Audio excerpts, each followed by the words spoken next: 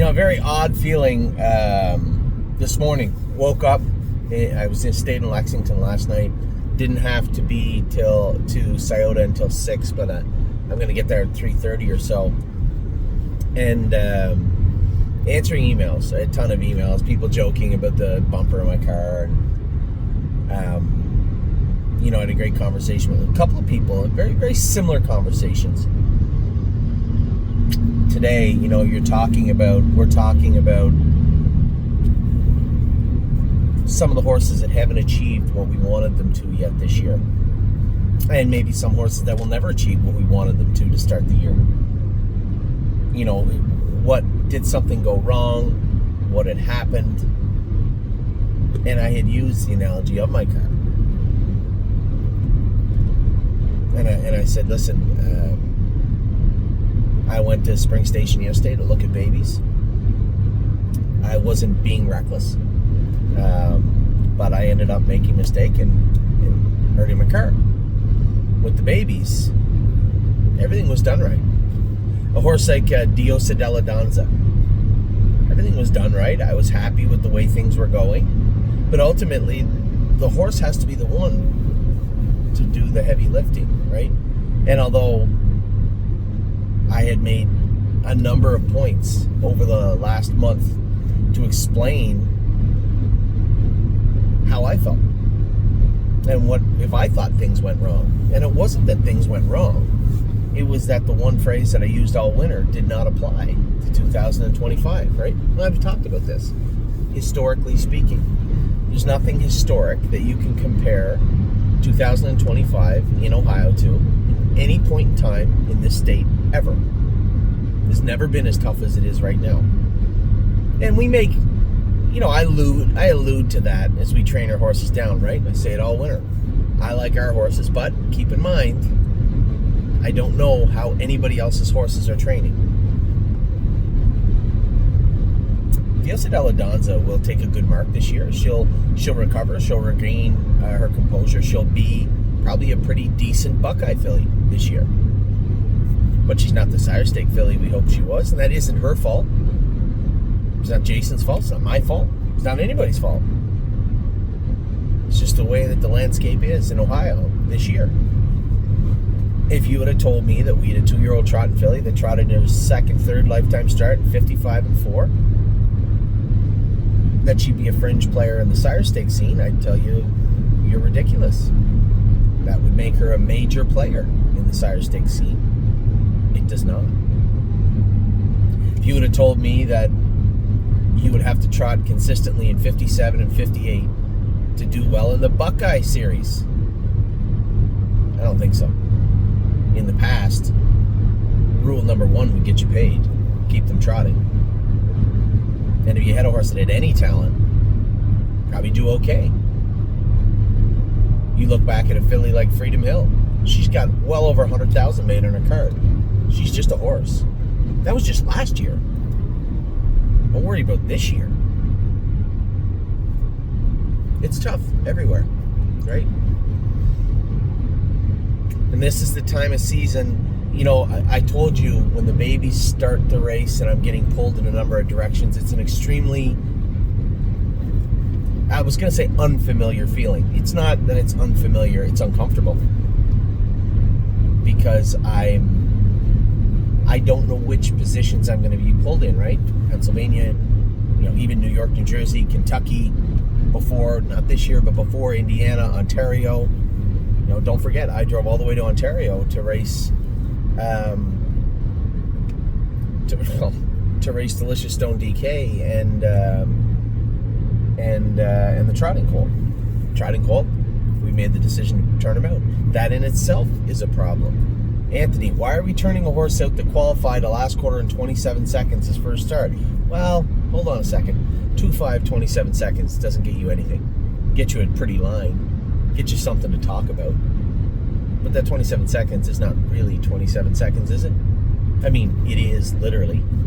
But there's no races that are going to go 2.5. Not at Mohawk. And that lays the problem with qualifying the horse at Mohawk, too. Everybody wants to go slow, slow, slow, and then 27 seconds on the end of it. I'd rather see my horse qualify in 59, 28, 3 on the end of it and know that he or she is ready to race in stakes competition. But with Simply Chaotic, nice colt, a lot of little aches and pains like a lot of them, but when you've gone through 1 or 2 grassroots, you haven't got money, and it turns out that you're not really going to be super competitive, you have to ask yourself a question. Much like Leland Hanover. I've got emails. Oh my God. Did you hear that ding? That was a question about Leland Hanover. I didn't read it. I just saw it come in. The heading was Leland Hanover right when I said his name. You know, we only raced a few times. He won in 55. Surely we can race him a couple more times. I know that that's what that email is saying. My question would be why? What are we gaining? He understands his job. Mentally, he gets it. Physically, he's a step behind the Sire Stakes and the Stallion Series competition. But when I look at his body on a June 11th frame, it's a June 11th foal. When I look at his muscle on his frame, it's lacking a little bit. His attitude has come full circle. Nice colt, does everything right. He's got that breeding, brother to Better's Wish. He's a Captain Treacherous. There's no reason for me to believe that this isn't going to be a nice horse. And although if you take Better's Wish out of that pedigree, there's still lots of nice horses on there. Took great marks and made lots of money. So what are we even worried about? Why would I need to come back and race or potentially win a non-winners of 2? What am I proving? That I can win a non-winners of 2 at 2? Who cares? He'll always be able to win the non-winners of 2. So why don't we turn him out, let him grow up, starting in August, when the grass is still green. Give him time, let him mature. Now, I told everybody last year we gave our horses 6 weeks off, and that was a contentious point with some people. That wasn't because a lot of those horses needed to mature. We were bringing them back to say they just were what they were. And I like the idea of bringing them back, racing in the winter when the purses were a little cheaper, turning them back out and bringing them back in like we did with Time Is On My Side. And we don't have a ton of those horses, except Leland Hanover is almost a blueprint, just a twin. You look at, and actually, Leland Hanover raced better at 2 than Time Is On My Side did. So to turn him out and bring him back, it could be any kind of horse. And the idea to win the non-winners of 2 is more monetary than anything, because there's no logical reason not to turn the horse out. It's just because we want to win that non-winners of 2, make a few more dollars, and then turn him out. But that non-winners of 2 will be right there when we bring him back in the fall, in the late fall into the winter. It's not going anywhere. So I'm left with those questions this time of year. What is wrong with horse X? Why isn't this horse racing as good? What happened to Uncle Danny last week? Right? What happened to Supermind? Looked so good in his first start. Do you think we kinked him in his first start? No, I don't think we kinked him in any start. Horse came back with a high weight count. That was after a break. He raced good, and then he made a break. So no.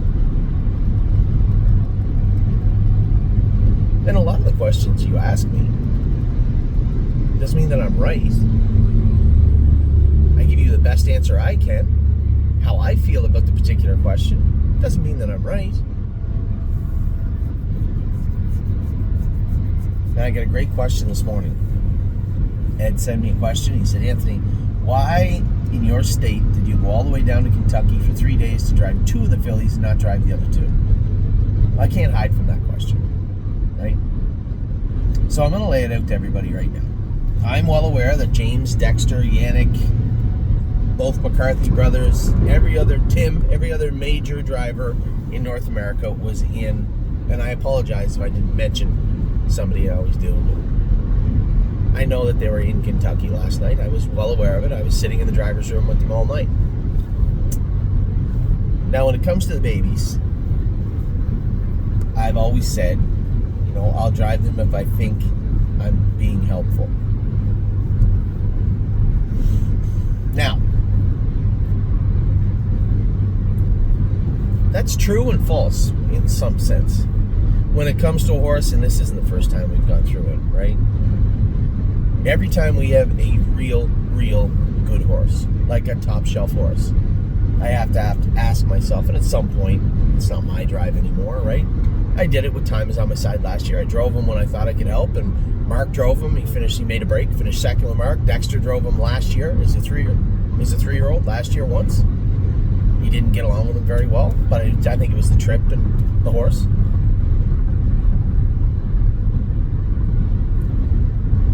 But there are times when I do feel pressure to step away, without whether it's meant to or not, whether it's said or not.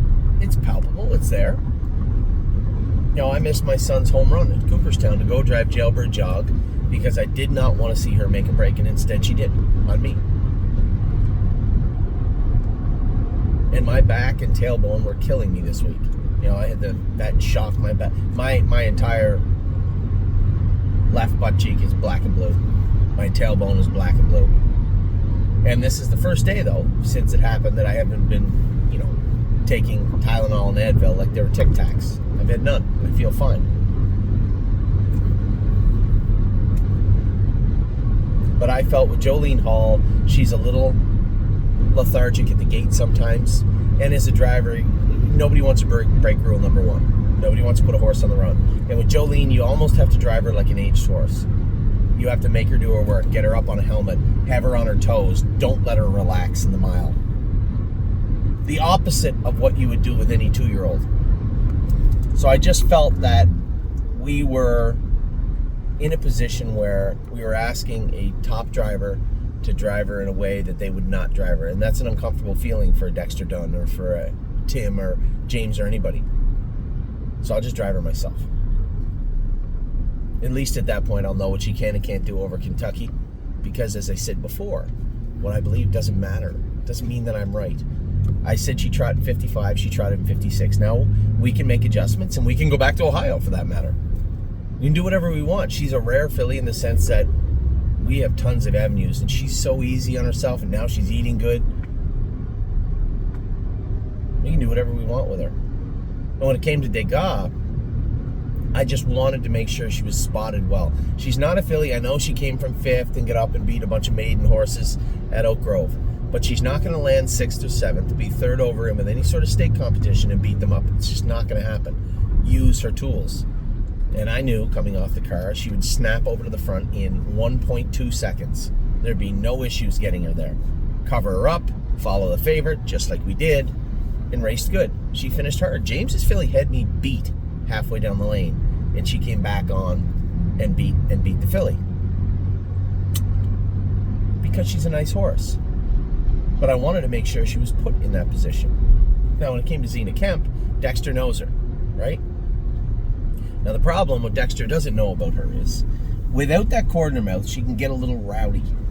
I told him that. But they had asked again yesterday. He said, hey, Dexter's wanting me to take the cord off the filly. No problem. He's driving her. He's already driven her once. Take the cord off her. And I think he planned on getting away 5th or 6th mid-pack and following cover. But she got a little rowdy going into the first turn, and he had to end up putting her on the front. And she raced good. She raced good. Running in a bit. I think Eric can do some work on her with the veterinarian. Maybe put a head pole instead of a line pole on the left. They know what they're doing. And Dexter said, maybe a mini bend. And a lot of the catch drivers don't. And I'll tell you this. Now, I'll give you a little insight into a trainer's mentality that drives and a driver's mentality, right? I like the snake cord on the filly because she won't pick the bit up, right? She won't grab a hold. She won't fight with you the mile.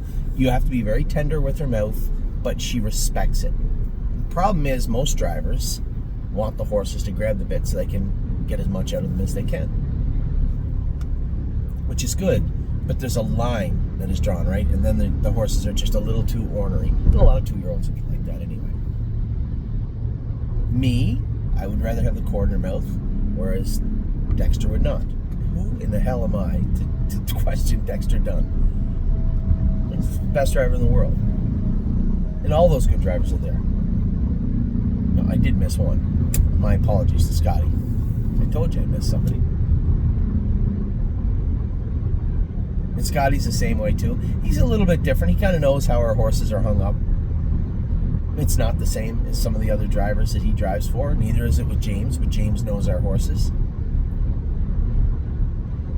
But it's all about finding that comfort zone, right? It's the same with Scotty and Megan. If you want to change the equipment on Perfect Thought, go ahead.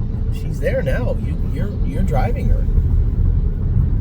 It's the same with Tactical Mounds. I never told Megan and Scotty, you have to do this and you have to do that. No. whatever makes Scotty comfortable, whatever Megan is happy with. The same with Tech Song or any of the horses we send out there. They're professionals. Megan does a tremendous job, and Scotty's at the top of the food chain for drivers. Who the hell am I to tell them what to do? I can only tell you how I got them there. But there's watermarks above that, right?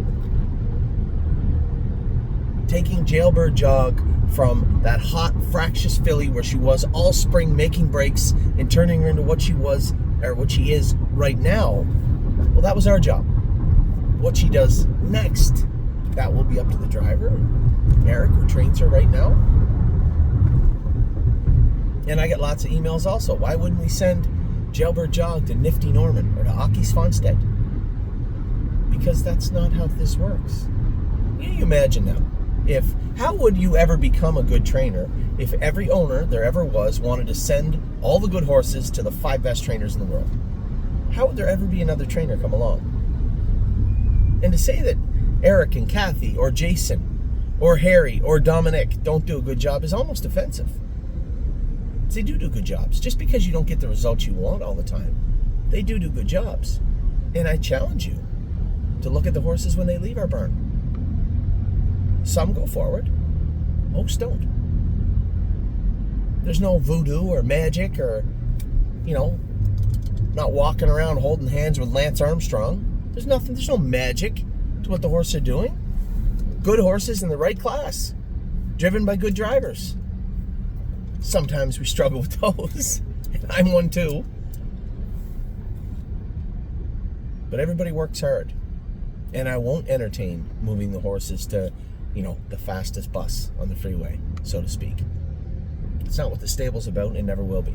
So for those of you out there shaking your head or wagging your finger or thinking of sending me an email to lecture me on where the horses should go, I'll tell you right now, it'll fall on deaf ears. I spent a long time building a structure in a barn, in a business that I'm very proud of. And although it could always be improved, it always needs to be improved with the same process and the same thoughts, the same foundation that built the stable. So as you can hear the difference in my voice, and it's not always, I'm not upset, I'm not angry, but this is the time of year when I start hearing, why don't we do this? Why don't we do that?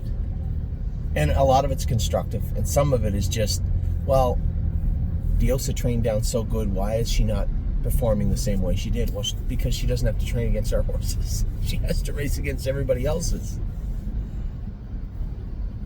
Why was Aunt Sarah so good and now she's in the field? Because she needs time to mature. She's an animal.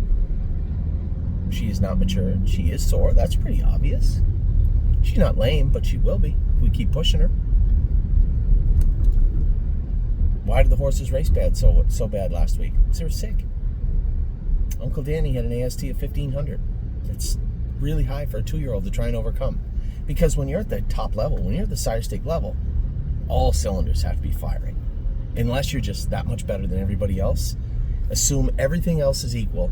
How can I possibly assume to beat those other horses when I have an AST of 1,538? Just can't do it.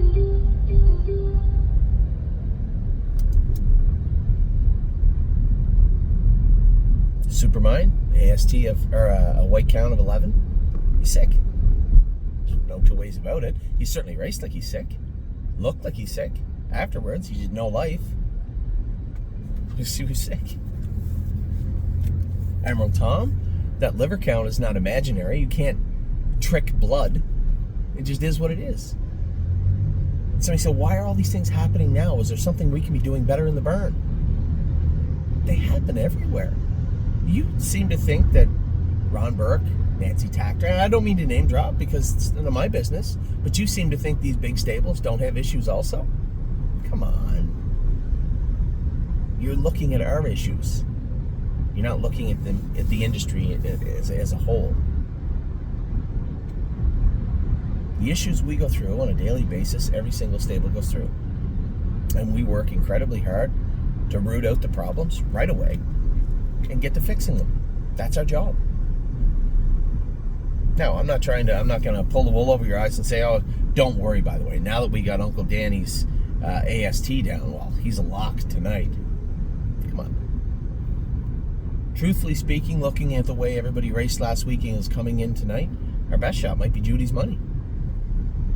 Uncle Danny will be fine, but I can't drive them in an aggressive manner. Supermine, 5-1, starting from post 2. Same post he run in as last time here. It's food for thought. Emerald Tom, what are your odds? 7-1. We're racing against the best horses in the state tonight. And these aren't Sire Stake races. The points aren't there. There's no Sire Stake points available tonight. The Ohio State Fair races. But they'll be good. You know, the one that's in the toughest is our poor girl Tomboy Strong. 12-1. Probably earns it. Like 3 or 4 of the best fillies in the division are in with her.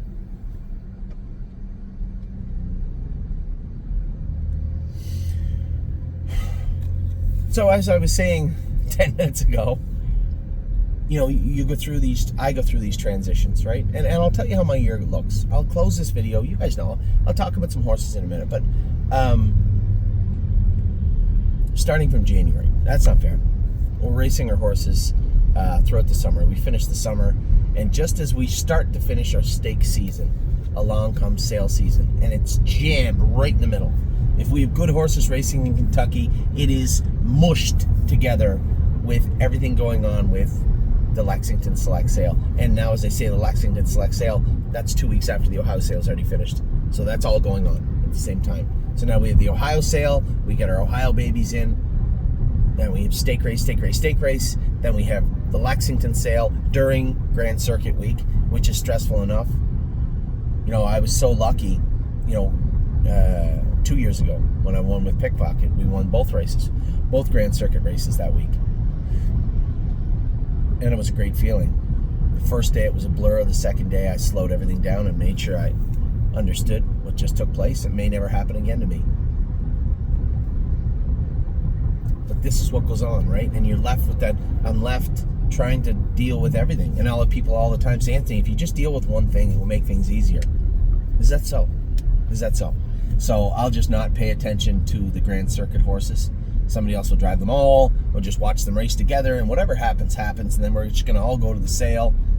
Why don't you just step back and let other people do everything and do nothing? It's easier said than done, but I think everybody needs to recognize how the stable was built.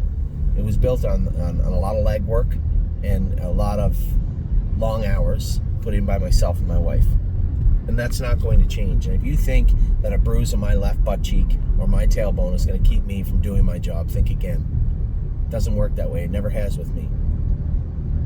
And as I said to Ed last night, if I thought I was going to be a detriment to either Jolene Hall or Dick, I wouldn't have been in the bike last night. I booked off Patrick LaPrana the other day because I most definitely would have been a detriment to him. So you get into sale season, you know, you get everything done. Now you got to pay for all the horses. That's a stressful time of year.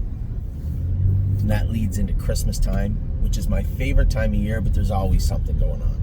You know, you got to start getting ready for stake payment season. Money's always tight. You get through Christmas. I get about 2 or 3 weeks to relax with my family, but every night when I go to bed, there's that little alarm clock saying, have some fun now, because it's about to get really crappy for you over the next 2 months. Break the babies, train them down, trying to evaluate them and reevaluate them all winter and spring long, all the while putting together and paying stake payments for all the horses. Then we get through spring. Now we get the qualifiers. Expectations are high. And I've made them that way. I know that's a product of my own doing. I get it. But that's just me being an optimistic person. We qualify the babies, we reevaluate, send them to their prospective jurisdictions. Now we just got to see them race against everybody else's horses. Mediocrity is not cool. People don't like it. They're not very receptive to it. So you're left wondering, now what? Now what? Now what? My entire life is a river. It's just everything's floating around. There's all this fluidity. There's nothing constant or consistent. So there's always that constant stress coming from the bow or the stern, so to speak. And if everything goes good all summer long, you get to do it all over again. That's my life in a nutshell. So I'm happy to answer everybody's questions about the Diosa della Donzas or the Jailbird Jogs or the Captain Doolittles. Why isn't my horse doing this? What happened with my horse today? What did Dexter say about this one? What did Timmy say about that one? What did James think about this horse? We're going to have good horses. We're going to have bad horses. The bad ones we're going to try and make better. The good ones we're going to try and keep good. And we're going to continue to push forward. So, what do we have here? Today, we have Nassau. Truth be told, we haven't had a lot of luck with Nassau. I was happy with the way he qualified. He felt much better on a 5/8 than he did on the half. I know he can race in a half, obviously. He's got lots of lines on a half. I just simply said to Brady today, just foul him out real good, put him in a hole, and try and get paid. We can't go in thinking he's going to win. I just want to see the horse race decent. So we'll see how that plays out today. I had a message last night from somebody saying, Anthony, what is wrong with Resolve Indeed? I can tell you the first thing that's wrong with her is she can't trot 54. That usually is a soft crew of horses. So we'll transition. As I said to Tim this morning, when does the condition claimer for filly trotters go? He said, well, they mix it sometimes, but it does go next Wednesday. That draws tomorrow. She'll go to the Meadows. I'm not racing her in that class again, just in case they plan on going in 54 again. And I've never seen a non-winners of 2 going 54 at Northfield. Never in my life, not one time. I'm sure of it. 57 is where they usually go. 56, 57, mostly 57, and sometimes 58. That's why she was brought here. So that's the answer to your question. What's wrong with her? Nothing. Now, what's wrong with last night? Well, that's a loaded question. I can tell you the easiest answer for that also is what's wrong with last night is they went 4 seconds faster than I thought they would. That is the easiest way to answer your question. Where are we going here? Exit 1B. Yep, okay. No, let's not ruin the other bumper. Thank you. So that is Nassau today, and then tonight my expectations are guarded with respect to our horses. Remember, they are coming off the virus and some tie-up, and the high liver is not gone. It's not completely resolved. We're going to have to continue to work through that. So I have my work cut out for me tonight. Get the horses in a favorable position, a winning position if we can, and hope that they do. I think that is the best way to go about this. Now, why are you telling me to go this way? Northeast 2nd Street. All right, I'm in 2nd Street. Okay. I'm looking for Columbus 71 North. I should know this already, but this transfer, if you've ever done it, coming from Kentucky into Cincinnati is a little tricky. Makes you feel like you want to be to the right, but you don't. You want to be to the left, like I thought. And of course, maps on your car doesn't help because it just changes its mind at the last second. All right, I'm in the right spot. So that's what's on for tonight. Guarded are my expectations. And then tomorrow, Melisandre, listen, she's about the 4th best horse in that race. And until it softens up, the goal for Melisandre is to get a good mark on her and sell her in Harrisburg. We already have a good mark on Grand Slam Dio. She's racing Sunday. If she doesn't race good, she's coming back to Pennsylvania also to finish off the fall into Harrisburg. Arrowhead Hanover, we found out what is wrong with him. His GGT was 66 on a scale of 0 to 37. That is high. Will he race great? No. I'm going to say he's going to be at 90% for tomorrow. So, Tyler. I'll speak to Tyler about the horse. Now, the one thing I have to learn as Anthony McDonald is sometimes just shut my mouth and not say too much. And that's likely, I have to believe that played a role in Jailbird Jog last night. I have to believe that it's played roles before. Sometimes just say, you know what, Tyler? He's a nice horse at the gate. He may be 90% today. If you find a helmet, maybe stay there until the head of the lane. Nothing more. Just leave him alone. A nice horse to drive. At the gate, he'll put a step in. Just don't grab a hold of him. That was the key. Bring him into position. When he puts a step in, just put the whip over his tail, tap on the tail, and let him trot out. He'll be fine. That's what needs to be said tomorrow. Perfect thought. always has a little mucus in her nose, and Megan had sent me a message today and said, hey, still at mucus there, but her blood's great, everything looks great, she seems fine, she's sharp, she's eating good, everything, everything's coming up aces, but did notice that little booger in her nose. Whether it be environmental or what it is, I don't know. I have no idea. But by all accounts, and Megan is super meticulous with that stuff, so by all accounts she'll be fine for tomorrow night. Scotty is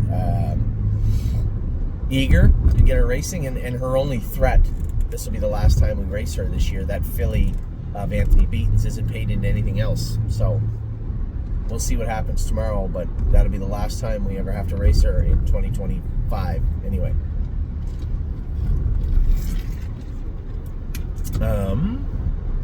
Spitfire Overseas is good, a little bit short, but is good. Coming into they draw today for Monday, and they were looking for amateur horses. I know that Lauren was gone away. I was going to try and talk Amy into coming to drive him, but he's not the easiest horse on people, right? The bike rocks a little bit. He can get grabby, he can get bully, and one of these days, Amy will get a drive in the amateurs at some point. I'd love to get her raced at a Jug Week. That would be nice. But I think that with everything going on with her too, you think I am telling you I'm spilling my guts about the stressful year I can have? It pales in comparison to Amy McDonald. She's dealing with all this stuff with me, by the way, worrying about getting Ollie to baseball on time, worrying about getting, Addie and Ava prepared and ready for school. And if you're out there and you're a husband like me that knows we would be completely lost without our wives, then you know what I'm talking about. So Spitfire Overseas is racing tomorrow too. Tyler's driven him, so he knows, right? You don't have to get cute with him. He's way down in class, 7 to 5 morning line. Just put him in a favorable spot. Don't ask him to do too much, and you'll be just fine. Lifting Legend and Yo Mister also in decent spots. Sent me a Millie Girl and Foxy Seaside on Saturday. Foxy Seaside, I was thoroughly pleased with her. I'd love to see Tyler just drive her the same way, bring her into the gate late, let her pace out, do what you want after that. Just don't overcook her, and I think you'll be fine. And then Sunday's not up for Northfield yet, but I see Monday we have JK Victory at Mohawk. Really? 5-1 morning line with James McDonald. Good. And Chicago Hall is in. He's in a little bit tougher, I think, 8-1 morning line. Just a tough middle of the road spot for him. I was talking to Megan, I'd love to see Chicago Hall. If he continues to have 2, 3, 4 wins on his card, I'd love to see that horse show up at Yonkers this fall. I know we don't race him a lot on a half, but I just think that particular horse at Yonkers would be vicious for the latter part of the fall into the winter. I believe he will. Again, take that for what it's worth. I don't know that I'm 100% correct, but I would love to see that horse there. So there, a little bit of rambling for today. Thoroughly pleased with the way Kentucky has started, right? As Ed said this morning in his email, and he was 100% correct. I think if we leave Jolene Hall in Kentucky, I'm going to revisit her entire staking schedule again. So no commitments yet. If she stays in Kentucky, the flip-flops come off. The bell boots, if you were watching closely last night, you saw her head duck halfway down the lane. She grabbed a bell boot. The bell boot's got to come off. The flip-flops got to come off. And I think drop her down to the 15,000. And it's very fair for you to say, well, Anthony, hold on. She's going to race for 20 in Ohio. That's right. But it's where she's going to get the most, right? 20, 15, I don't care. Theoretically, if we could race her 2 or 3 times in the 15 to a place where she's guaranteed a spot in the final, she fits the consolation in Ohio. And if we raced her, if the Sire Stakes seem shallow again, where there's only one division or so, race her in one of those, and you could see her racing a ton of finals this fall. Let's just start with one. So Jolene Hall, I thought raced good, drops down. Degas drops down, and I know I spoke to Eric about this before, and he felt bad. He said, I didn't realize you meant the bottom. I said, well, not the Wildcat, but the one above it.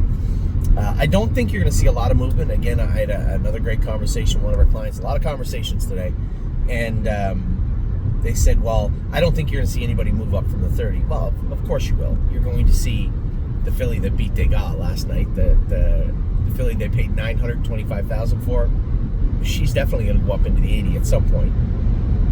Just not yet, but she will. So there will be a couple of horses climbing, a lot of horses descending. So you're going to see a few more horses in the 15,000 division. Some stay in the 30. I think Xena stays in the 30. Jolene and Degas can drop to the 15, and I believe Jailbird Jog will stay where she is. For a filly that was parked the half in 56 and 1 last night, her line looks great, right? 6 beat 2, 53 and 3, 27 and 3 on the end of it. I think it's just positioning with her. I think she's as good or better than any filly in, I guess I'm not going to say North America because I don't follow New York close enough, and I don't really know what's going on in New Jersey, but Kentucky is where a lot of it's at right now, and she's as good as any filly, or better than any filly in Kentucky, I believe. So that's how the standings in the fillies division for us will go. Jolene still has a little bit of a question mark. You're going to see Degas drop down, and you're going to see Xena stay in the 30 and Jailbird Jog stay in the 80. As far as the colts go, I like them where they're at in the Wildcat. Hanger 1 could be any kind of horse if we can just teach him how to be one. And that was a huge improvement for him the other day. 26 and 4 on the end of it is no joke. And a very nice horse. So I'd like to see more of that.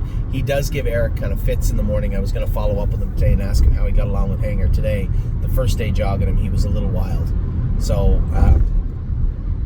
we have options with him too. If he doesn't like the track life, if he's going to give Eric fits at the track, then we can send him out to a farm pretty easy there where he can go on a walker. He can spend more time in the field and jog in a little more lax atmosphere. That's a possibility, but we'll see how he does over the next week. And then Steady Volo, very happy with his win. I know he was at his knee and he dropped his knee boot and blah blah blah. I'm not really that worried about that just yet. We're not gonna get too concerned with Steady Volo just yet. I was happy with what he did, happy with how he raced, and excited to see both these colts improve. Now, the biggest surprise of all this week in Kentucky was that Scott told me he likes Solidarity. I really thought that he wouldn't get along with Solidarity, and he would tell me he didn't like him. He said, no, left line, so we'll take the pole off the inside, leave that bit on him. And he said, otherwise, every time I asked him to go, he was going. So don't change that. So something to work with. I think eventually my plan with him was to race 2 or 3 times, castrate him, and turn him out. But then that will be extended week to week. On how he goes and what Scott says about him. But I was thoroughly pleased to hear him say he liked him. James is going to drive a Grand Slam deal on Sunday. That may be your one and only start in Lexington. I don't know yet. That will be, again, another situation that we will revisit. We skipped this week with Captain Incredible upon Dr. Brown's recommendations. He did some, well, it wasn't his recommendations. The medical withdrawal time on the vet work that he did on Captain Incredible just excluded him from Sunday's racing. And we knew that going in. But that is why we sent the horse over there to begin with. So he'll miss this week. He'll race on the 12th. We'll probably school him next Tuesday or whatnot in preparation of his upcoming race on the 12th. Will he be a little short? Of course he will. But he's got a long season ahead of him, and a clear path, a much more clearer path with him now with respect to the recommendations from Dr. Brown. So happy he was over there. We have a ton of horses racing, guys, for the rest of the season. We have one of the more interesting things that we don't talk about yet is the end of the season racing in Virginia for the first time ever at the stable with Cherry's Girl. That will be exciting. She has her next start, and we've opted to leave her in the Sire Stakes with the application of Lasix to her, especially since she tried in 56, showing enough blood to put her on Lasix. Her last start, then it would be unfair for me to think that she can't trot 1 second faster and be a contentious a horse in contention in the Sire Stakes division. I don't know. Pretty Eyes and Lies, are we going to leave her in there? Probably going to race her in a maiden. She'll fit in the same scenario as Leland did. You know, when I feel that she's learned enough, grown enough, and hopefully it'd be nice to see her take a mark, then we'll likely turn her out in the field. So in that regard, this year is a little bit different than years in the past, and we're going to treat it as such. There's not going to be any perfect way to train any of the horses any years. What we have to do is evaluate what they're doing, look at what our options are moving forward in the here and now, and then further down the road, more of a long game type situation, and then adjust our schedules accordingly. Last year is not like this year in a number of different ways, but we will continue to assess and reassess our horses and put them in the places they need to be, whether that be in a different class, a different jurisdiction, or a field, or a different burn, then so be it. So for this week, I guess the only news I can report on the baby side, happy from Kentucky, eager with what's going on in Pennsylvania. We are going to sell some horses next week. Captain Doolittle, Go Strong Hanover, and Perfection Hanover are all going to go on the block at Preferred. And I think I've been pretty vocal about this. I don't have a problem with any of the three horses. I just don't think they're going to be stable horses moving forward. And if you need a little more context to that, or maybe a longer definition as to why, then please don't hesitate to reach out, and I'll be happy to talk to you about that. So I'm really early, which is rare for me. Maybe that's why I seem so uncomfortable. I'm really early to Scioto. Maybe I'll wash my suit. Maybe that's what I'll do. Really early from Scioto, on my way to Scioto, but I wanted to make sure I reached out to you and talked about a few things that are going on in the barn and how I felt about life in general and Kentucky this year. So, a number of people asking where are the horses this week. We have horses entered in maiden races like Megan's Lucky Day and those horses. Gorgeous Package is going to make an appearance at a fair. So is Royal Duchess very soon. Thought I forgot about her, didn't you? Royal Duchess is going to the fair on the 9th, I believe. Gorgeous Package is going to race on the 4th and the 9th, and then 7 days later in the Buckeye. The reason being, just trying to get some easy racing in her. That's exactly what we're going to do. I gave her the opportunity to get in Scioto this week. She did not come out on the sheet today, so therefore, she's going to the Berea Fair. And I might be there with her. Deep fried Oreos all around.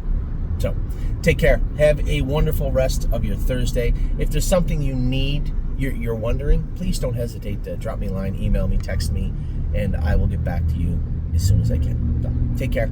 Have a great and wonderful rest of your Thursday into the weekend. For me, tonight is my last night of racing before, I don't think I have anything Sunday. Until Tuesday, maybe. Off to Ontario to watch Oliver play baseball Friday, Saturday, Sunday. So, I think that's pretty as in-depth as you're going to get. A general, broad video about the stable, about myself, and about what's going on in the future. Take care. We'll talk to you all very soon.